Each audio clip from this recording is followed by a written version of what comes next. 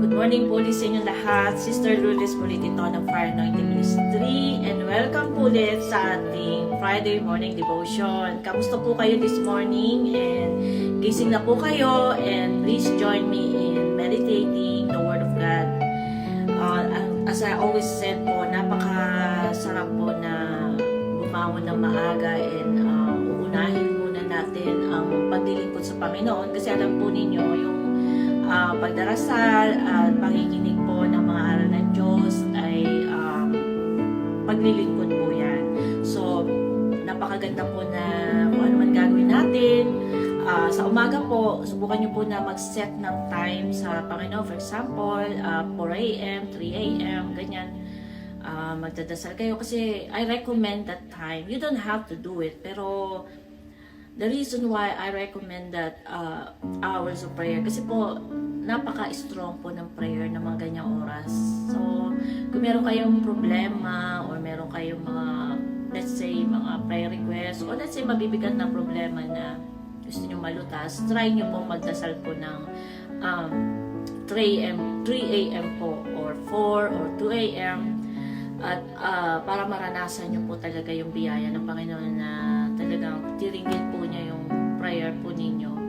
And sa morning devotion po natin today, uumpisahan ko din po na magpatugtog po tayo ng worship music. Kasi para po kumpleto yung meditation natin, kumpleto yung pag-spend natin ng time sa Panginoon. Kasi po yung pagdarasal, yung pag-devotion sa Panginoon, spending time yan sa presence po niya. And sabi ko sa inyo, pag ginawa niyo yan, talagang yung buong araw niyo po, maghapon niyo, ay talagang napaka-peaceful and punong-puno po ng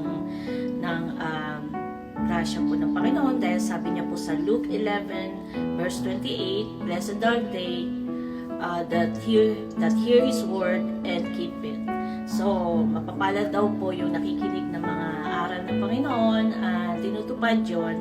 Kaya, hindi lang po tayo dapat makikinig ng aral niya, sikapin din po natin na tuparin po natin kung ano yung mga aral na napapakinggan po natin para lalo tayo maging close po sa Panginoon po, sa ating Diyos. And nga po, in a few minutes, magpapatugtog tayo po ng worship. So, para meron tayong prayer na, meron tayong reading His Word, hearing His Word, and then meron din tayong worship music para sa Panginoon. Kasi napakaganda rin po na early in the morning, mag-worship po din tayo sa Kanya, awitan natin ng Panginoon. Di po ba, imbes na makinig tayo ng mga worldly music, bakit na lang hindi tayo magbigay ng alay na kanta para sa ating Panginoon. So, I will play that music po in a few minutes. And gusto ko rin pong pasalamatan yung mga nagla-like and nag-share po nitong video. Just continue po na sharing this video and like it para po sa mga brothers and sisters po natin na needs ng comfort, dito po sa video na ito na pag meditate po natin, maisama po natin sila sa prayer natin at mabigyan din po sila ng comfort sa kung ano man ang pinagdaraanan po nila.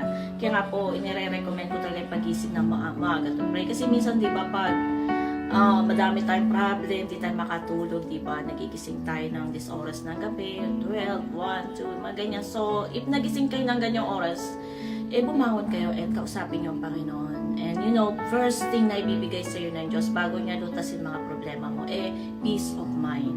So, imbes po na magising kayo ng this oras ng gabi at isipin niyo problema niyo, bumangon kayo at i-present niyo sa Diyos kung ano man yung mga bagay na gumugulo sa isip niyo, kung ano man yung problems niyo, para tulungan kayo ng Diyos na malutas yun.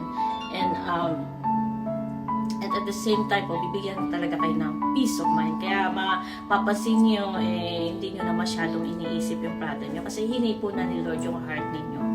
And so, sa mga nagtatanong din po kung paano maka-join po dito sa ating Friday morning devotion, you don't have to do anything, just simply abangan niyo po yung mga post ko every Friday ng very early. I try my best na i-post yung Friday morning devotion natin every 2 a.m. So, around that time,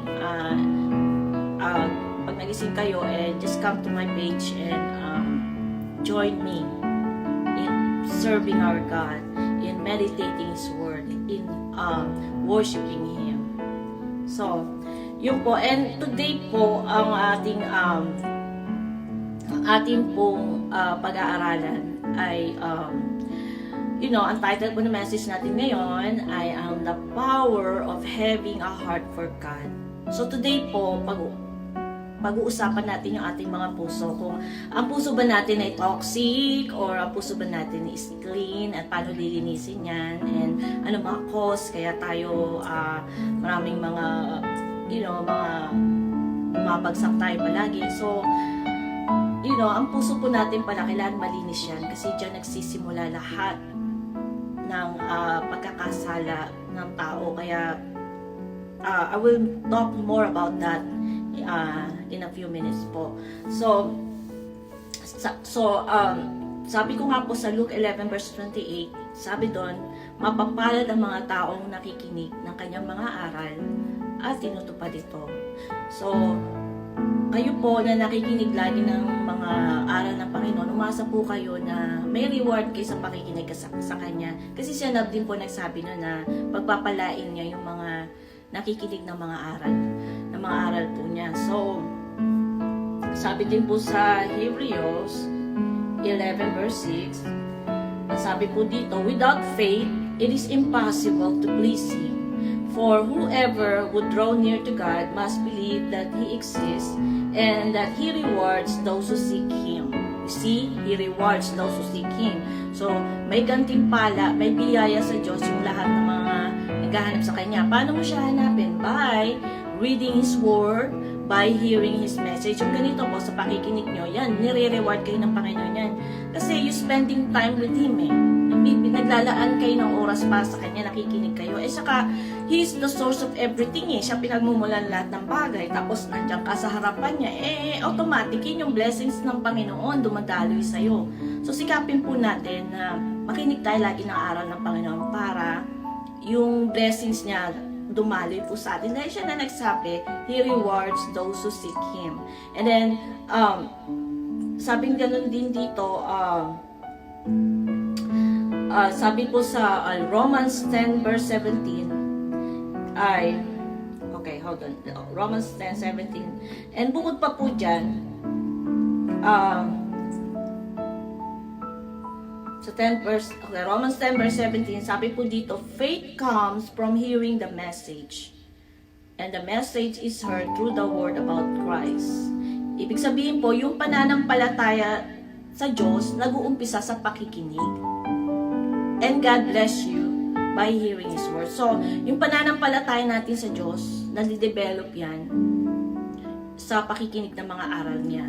The more na nakikinig ka ng mga aral ng Diyos, the more na lumalalim yung relationship mo sa Kanya kasi nakikilala mo siya So, ayan po, may blessing sa pakikinig ng mga aral ng Diyos. So, bigyan niyo po ng time ng Panginoon sa pagdarasal, sa pag-worship, sa pagbabasa ng Bible. Kung wala kayong panahon mag-aral ng Bible, makinig po kayo sa nagbabasa ng Bible, ng Biblia, sa nangangaral. Para po talagang ma-bless kayo. Diyos na rin nagsabi na may blessings po yan. So, paniwalaan niyo po yan. Dahil Diyos na tapat na po ang nagsasabi niyan. Di po ba? So, today nga, ang topic natin is the power of having a heart for God. And then, meron pa dyan, feeling blessed but have a toxic heart. So, pag-aaralan natin yung mga puso natin today, no? But before that, as I said, let's play a worship song sa ating Panginoon para makumpleto po natin yung pag-spend natin ng time sa Kanya at sa pag-meditate. So, this song po na patutugtugin po natin, the title po is Here I Am to Worship by Hillsong. This is one of my favorite gospel music and gospel artists, yung Hillsong. So, ito po.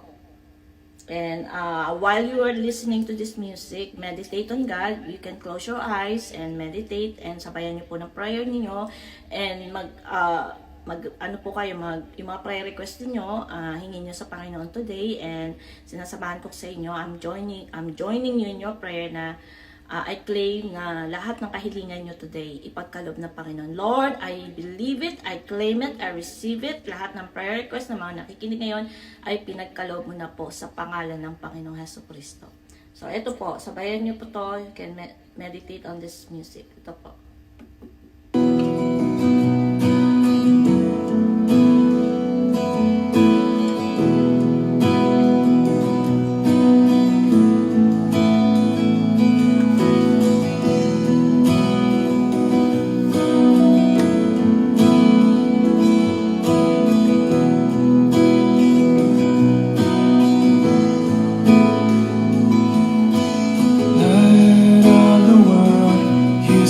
Down into darkness, open my eyes, let me see